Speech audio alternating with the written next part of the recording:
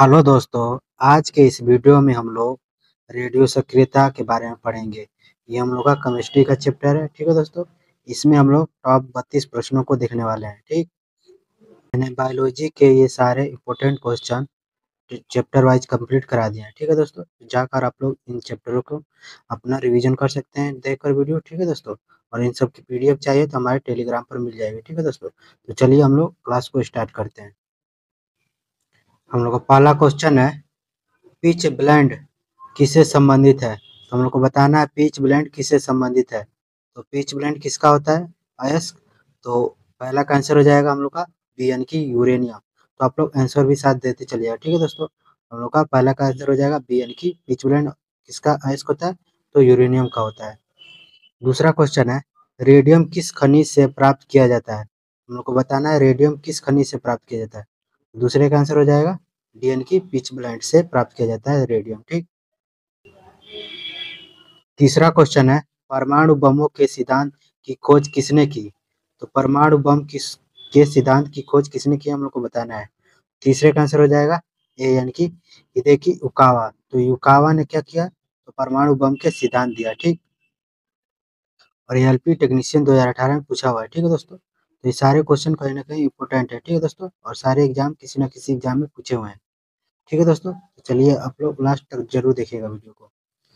चौथा क्वेश्चन है, एक रेडियोधर्मी धातु जो केंद्रित ऊर्जा का एक प्रचुर स्रोत है और 1789 में खोज की गई थी, जिसकी परमाणु संख्या 92 है, वह है। तो चौथे का आंसर हो जाएगा डी यानी कि यूरेनियम। तो यूरेनियम की परमाणु संख्या कितनी होती है हम लोग की, तो 92 होती है, ठीक। और ये क्या है हम लोग का एक रेडियोधर्मी तत्व है। पांचवा क्वेश्चन है, परमाणु के भीतर न्यूट्रॉन प्रोटॉन पर आरोपित बल कहलाता है। तो पांचवे का आंसर हो जाएगा ए यानी कि नाभिकीय बल। तो नाभिकीय बल कैसा होगा, तो परमाणु के भीतर जो न्यूट्रॉन और प्रोटॉन पर आरोपित बल होता है वो हम लोग का नाभिकीय बल कहलाता है। छठवां क्वेश्चन है, परमाणुओं से प्राप्त ऊर्जा को कहते हैं। तो उनको बताना है परमाणुओं से जो प्राप्त ऊर्जा होती है उसको हम लोग क्या कहते हैं। तो छठवां का आंसर हो जाएगा ए यानी कि नाभिकीय ऊर्जा होती है परमाणु से प्राप्त ऊर्जा। सातवां क्वेश्चन है, परमाणु संलयन प्रक्रियाएं स्वचालित रूप से होती है। तो परमाणु संलयन प्रक्रियाएं स्वचालित रूप से होती है बताना है हम लोग को। सातवें का आंसर हो जाएगा ए यानी कि सूर्य में क्या होती है, तो परमाणु संलयन की प्रक्रिया क्या होती है, तो स्वयं रूप से होती है, ठीक। आठवां क्वेश्चन है, निम्नलिखित में से कौन सा एक रेडियो एक्टिव तत्व नहीं है। हम लोग को बताना है रेडियो एक्टिव तत्व कौन सा नहीं है इनमें से। ग्रुप डी 2018 में पूछा हुआ है और एलपी टेक्नीशियन 2018 में पूछा हुआ है क्वेश्चन। तो आठवें का आंसर क्या हो जाएगा हम लोग का, आठवें का आंसर हो जाएगा बी यानी कि टाइटेनियम। तो टाइटेनियम हम लोग का क्या है, रेडियो एक्टिव तत्व नहीं है। थोरियम, प्लूटोनियम और यूरेनियम क्या हम लोग का रेडियो एक्टिव तत्व में आता है, ठीक। तो हम लोग को नहीं पूछा था, ठीक। तो हम लोग का आठवें का आंसर हो जाएगा बी। 9वां नंबर क्वेश्चन है, मैडम क्यूरी ने किसकी खोज के लिए नोबेल पुरस्कार प्राप्त किया। तो मैडम क्यूरी ने किसकी खोज के लिए नोबेल पुरस्कार प्राप्त किया, तो 9वें का आंसर हो जाएगा हम लोग का सी यानी कि रेडियम। तो रेडियम खोज के लिए मैडम क्यूरी को नोबेल पुरस्कार दिया गया। 10वां क्वेश्चन है, वह रासायनिक बंधन कौन सा है जिसमें परमाणुओं के संयोजन से अणुओं का निर्माण होता है। तो 10वें का आंसर हो जाएगा सी यानी कि विद्युत स्थैतिक बल होता है हम लोग का जो रासायनिक बंधन होता है, इसमें परमाणुओं के संयोजन से अणुओं का निर्माण होता है हम लोग का वैद्युत स्थैतिक बल में।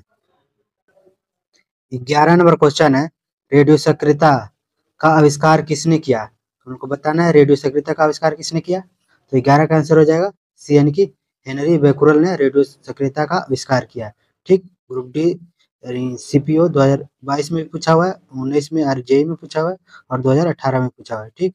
तो ये इंपॉर्टेंट है, ठीक है दोस्तों, इसको ध्यान रखिएगा। 12 नंबर क्वेश्चन है, सूर्य के ऊर्जा का स्रोत है।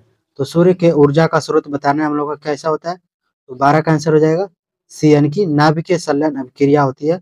तो सूर्य की ऊर्जा का स्रोत क्या होता है हम लोग का, तो नाभिकीय संलयन अभिक्रिया होती है, ठीक। 13 नंबर क्वेश्चन है, भारत ने अपने परमाणु उपकरण का परीक्षण कहाँ किया था। तो बताना है हम लोग का जो पहले परमाणु उपकरण जो परीक्षण हुआ था वो कहाँ पर किया गया था, भारत भारत का। 13 का आंसर हो जाएगा बी यानी कि पोखरण में किया गया था भारत का पहला परमाणु परीक्षण। 14 नंबर क्वेश्चन है, परमाणु रिएक्टर में विखंडन प्रतिक्रिया की दर को नियंत्रित करने के लिए डैश का प्रयोग किया जाता है जो खुद ही विखंडन के बिना न्यूट्रॉन अवशोषित करता है? तो 14 का आंसर हो जाएगा डी यानी कि कैडमियम। तो कैडमियम क्या करता है? तो विखंडन प्रतिक्रिया की दर को नियंत्रित करने के लिए किसका प्रयोग किया जाता है? तो कैडमियम का प्रयोग किया जाता है जो खुद ही विखंडन के बिना न्यूट्रॉन को क्या करता है? अवशोषित करता है। 15 नंबर क्वेश्चन है, डैश ने एटम बम का आविष्कार किया? तो एटम बम का आविष्कार किसने किया बताना है हम लोग को। 15 का आंसर हो जाएगा ए यानी कि रॉबर्ट ओपेनहाइमर ने एटम बम का आविष्कार किया था। ठीक, तो इसको ध्यान रखिएगा। एटम बम का आविष्कार किसने किया? तो रॉबर्ट ओपेनहाइमर ने किया। 16 नंबर क्वेश्चन है, निम्नलिखित में से कौन नाभिकीय विखंडन में मंदक का कार्य करता है? तो हम लोग को बताना है नाभिकीय विखंडन में मंदक का कार्य करता है कौन सा? तो 16 का आंसर हो जाएगा डी यानी कि भारी जल। तो भारी जल हम लोग का नाभिकीय विखंडन में मंदक का कार्य करता है। 17 नंबर क्वेश्चन है, एक परमाणु रिएक्टर में नियंत्रण रॉड यानी कि कैडमियम की रॉड क्या काम करती है? तो हम लोग को बताना है नियंत्रण जो रॉड होती है वो कैडमियम की रॉड क्या काम करती है? तो 17 का आंसर हो जाएगा बी यानी कि चेन रिएक्शन को नियंत्रित करने के लिए आंतरिक न्यूट्रॉन को अवशोषित करती है। तो चेन रिएक्शन को नियंत्रित करने के लिए वो क्या करती है? न्यूट्रॉन को अवशोषित करती है। तो 17 का आंसर हो जाएगा। 18 नंबर क्वेश्चन है, मुंबई में परमाणु ऊर्जा संस्थान का पुनः नामकरण किस भारतीय परमाणु भौतिकविद के सम्मान में किया गया था? तो 18 का आंसर हो जाएगा सी यानी कि होमी जहांगीर भाभा के पुनः नामकरण पर हम लोग का परमाणु भौतिकवाद के सम्मान में किया गया था, जो परमाणु ऊर्जा संस्थान का है। ठीक, 19 नंबर क्वेश्चन है, इका सिलिकॉन जाना जाता है? तो इका सिलिकॉन हम लोग कैसे किसको जानते हैं? तो 19 का आंसर हो जाएगा सी यानी कि जर्मेनियम को हम इका सिलिकॉन के नाम से जानते हैं। ठीक, 20 नंबर क्वेश्चन है, अल्फा बीटा गामा किरणों की वेदन क्षमता का अवरोही क्रम है? तो हम लोग का अवरोही क्रम यानी घटते क्रम में बताना है हम लोग का अल्फा बीटा गामा की वेदन क्षमता का। तो 20 का आंसर हो जाएगा बी यानी कि गामा की वेदन क्षमता अधिक होती है, फिर उसके बाद बीटा की, उसके बाद अल्फा की सबसे कम होती है। ठीक, हम लोग का 20 का आंसर हो जाएगा बी। 21 नंबर क्वेश्चन है, निम्नलिखित में से किसके उत्सर्जन में संभारिक उत्पन्न होते हैं? तो बताना हम लोग को किसके उत्सर्जन में संभारिक उत्पन्न होते हैं? तो 21 का आंसर हो जाएगा बी यानी कि बीटा किरणों के उत्सर्जन में संभारिक उत्पन्न होते हैं। 22 नंबर क्वेश्चन है, कार्बन डेटिंग निम्न की आयु निर्धारण हेतु प्रयुक्त होती है? तो हम लोग को 22 का आंसर हो जाएगा ए यानी कि जीवाश्म। तो जीवाश्म क्या करता है? हम लोग को कार्बन डेटिंग निम्न की आयु का निर्धारण हेतु प्रयुक्त किया जाता है हम लोग का जीवाश्म के लिए। 23 नंबर क्वेश्चन है, कार्बन तिथि निर्धारण में कार्बन का कौन सा समस्थानिक प्रयुक्त होता है?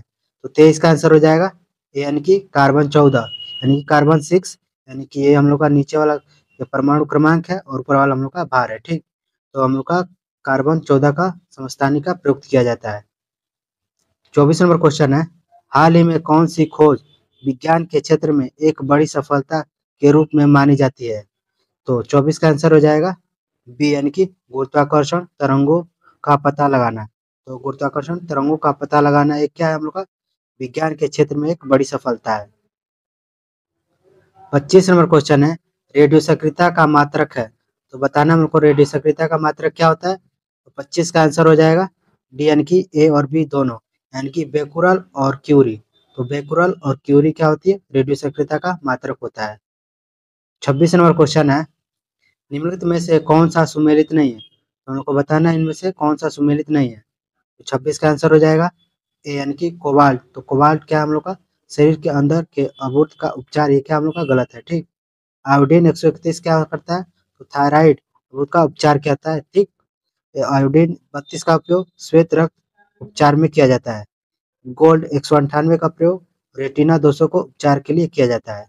तो 26 का आंसर हो जाएगा हम लोग का ए यानी कि सुमेलित नहीं बताना था। ठीक, हम लोग का 26 का ए हो जाएगा। 27 नंबर क्वेश्चन है, कोबाल्ट 60 आमतौर पर विकिरण चिकित्सा में प्रयुक्त होता है क्योंकि यह उत्सर्जित करता है। तो 27 का आंसर हो जाएगा सी यानी कि गामा किरण। तो कोबाल्ट 60 क्या करता है? तो विकिरण चिकित्सा के रूप में प्रयुक्त किया जाता है। कि यह कैसी उत्सर्जित करता है किरण है? तो गामा किरण उत्सर्जित करता है। 28 नंबर क्वेश्चन है, परमाणु विखंडन डैश की प्रक्रिया है? तो परमाणु विखंडन मेरे को बताना है कैसी प्रक्रिया है। तो 28 का आंसर हो जाएगा बी यानी कि एक भारी परमाणु नाभिक के उपखंड। तो हम लोग का परमाणु विखंडन कैसा है, तो एक भारी जो परमाणु होता है नाभिक के उपखंड होते हैं। 29 नंबर क्वेश्चन है, यूरेनियम के आइसोटोप के उपयोग की पहचान करें। तो यूरेनियम के आइसोटोप के उपयोग की पहचान करना है हम लोग को। तो 29 का आंसर हो जाएगा डी, यानी कि परमाणु रिएक्टरों में ईंधन के रूप में। तो यूरेनियम के जो आइसोटोप का उपयोग किया जाता है वो किसमें किया जाता है, तो परमाणु रिएक्टरों के ईंधन के रूप में आइसोटोप का उपयोग किया जाता है। 30 नंबर क्वेश्चन है, रेडियोधर्मिता के संदर्भ में निम्नलिखित कथनों में से कौन सा कथन सही है। तो 30 का आंसर हो जाएगा ए, यानी कि केवल एक हम लोग का सही है। ठीक, तो रेडियोधर्मिता एक नाभिकीय गुण है, तो क्या हम लोग का एक सही है। ठीक, नाभिकीय गुण है हम लोग का रेडियोधर्मिता। नाभिकीय विखंडन के सिद्धांत पर हाइड्रोजन बम बनाया जाता है, तो क्या हम लोग का गलत है। ठीक, तो हम लोग का 30 का हो जाएगा ए आंसर, यानी कि केवल एक सही है, यानी कि रेडियोधर्मिता एक नाभिकीय गुण है। 31 नंबर क्वेश्चन है, निम्नलिखित में से यूरेनियम का कौन सा समस्थानिक मौजूद नहीं है। तो यूरेनियम का समस्थानिक कौन सा मौजूद नहीं है, इनमें से बताना है हम लोग को। तो 31 का आंसर हो जाएगा डी, यानी कि 92 यूरेनियम 242। तो ये हम लोग का समस्थानिक नहीं है। ठीक, 32 नंबर क्वेश्चन है, नाभ के रिएक्टर और परमाणु बम में यह अंतर है। तो हम लोग को नाभ के रिएक्टर और परमाणु बम में अंतर है हम लोग को बताना है। तो 32 का आंसर हो जाएगा बी, यानी कि नाभ के रिएक्टर में श्रृंखला अभिक्रिया नियंत्रित होती है। तो नाभ के रिएक्टर में क्या होती है, तो नाभ के रिएक्टर में श्रृंखला क्या होती है, नियंत्रित रूप से होती है। ठीक, थैंक यू दोस्तों, अगर वीडियो अच्छी लगी हो तो एक लाइक जरूर